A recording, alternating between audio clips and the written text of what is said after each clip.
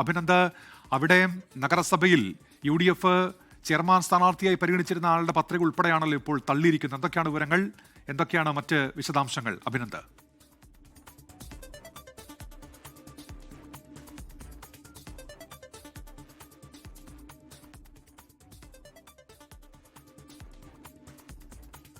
കൽപ്പറ്റ നഗരസഭയിൽ വലിയ തിരിച്ചടിയും ഉണ്ടായിട്ടുണ്ട്.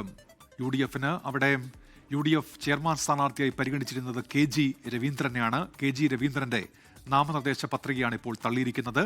അദ്ദേഹം നഗരസഭാ സെക്രട്ടറി ആയിരിക്കെ ഉണ്ടായ ബാധ്യത തീർത്തില്ല എന്നാണ് ഇപ്പോൾ വ്യക്തമാകുന്നതിന്റെ അടിസ്ഥാനത്തിലാണ് അദ്ദേഹത്തിന്റെ പത്രിക ഇപ്പോൾ തള്ളിയിരിക്കുന്നത്. UDFന് തിരിച്ചടിയാണ്. കൽപ്പറ്റ നഗരസഭയിൽ KG രവീന്ദ്രന്റെ നാമനിർദ്ദേശ പത്രിക തള്ളിയിട്ടുണ്ട്. ഇപ്പോൾ സൂക്ഷ്മ പരിശോധന പലയിടങ്ങളിലും പുരോഗമിക്കുകയാണ്. YS അഭിനന്ദ് ചേരുന്നുണ്ട് ഇപ്പോൾ വയനാട്ടിൽ നിന്ന്. അഭിനന്ദ്, വിവരങ്ങൾ. ഉന്മേഷ്, കൽപ്പറ്റ നഗരസഭ എന്നത് വയനാട് ജില്ലയെ സംബന്ധിച്ചിടത്തോളം ഏറ്റവും പ്രധാനപ്പെട്ട കോൺഗ്രസിന്റെ ശക്തി കേന്ദ്രങ്ങളിലൊന്നാണ്. അതുകൊണ്ട് തന്നെ ഒരു വലിയ തിരിച്ചടിയാണ് കോൺഗ്രസിനെ സംബന്ധിച്ചിടത്തോളം ഉണ്ടായിരിക്കുന്നത്. നഗരസഭാ ചെയർമാൻ സ്ഥാനാർത്ഥിയുടെ നാമനിർദ്ദേശ പത്രികയാണ് സൂക്ഷ്മ പരിശോധന വേളയിൽ തള്ളിയിട്ടുള്ളത്. ചെയർമാൻ സ്ഥാനാർത്ഥിയുള്ള TV രവീന്ദ്രന്റെ നാമനിർദ്ദേശ പത്രികയാണ് തള്ളിയത്. ഇദ്ദേഹം നേരത്തെ നഗരസഭാ സെക്രട്ടറി ആയിരുന്നു. നഗരസഭാ സെക്രട്ടറി ആയിരുന്ന സമയത്തുണ്ടായ സാമ്പത്തിക ബാധ്യത കൃത്യമായി പത്രികയിൽ വെച്ചിട്ടില്ല എന്ന് ചൂണ്ടിക്കാട്ടിയാണ് ഇത്തരത്തിലേക്കുള്ള പത്രിക തള്ളുന്ന നടപടിയിലേക്ക് തെരഞ്ഞെടുപ്പ് കമ്മീഷൻ കടന്നത്.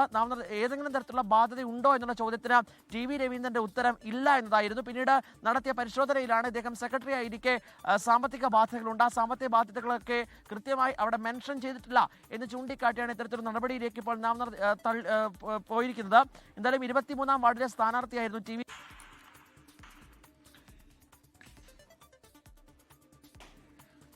YS അഭിനന്ദാണ് വാർത്തയുടെ വിശദാംശങ്ങൾ നൽകിയത്. ലോകത്തെവിടെയായാലും ഏത് സമയത്തും 24 വാർത്തകളും ഓഗ്മെന്റഡ് റിയാലിറ്റി പാക്കേജുകളും എക്സ്പ്ലെയിനറുകളും വിശദമായി കാണാൻ ഞങ്ങളുടെ YouTube ചാനൽ നിങ്ങൾക്ക് സബ്സ്ക്രൈബ് ചെയ്യാം.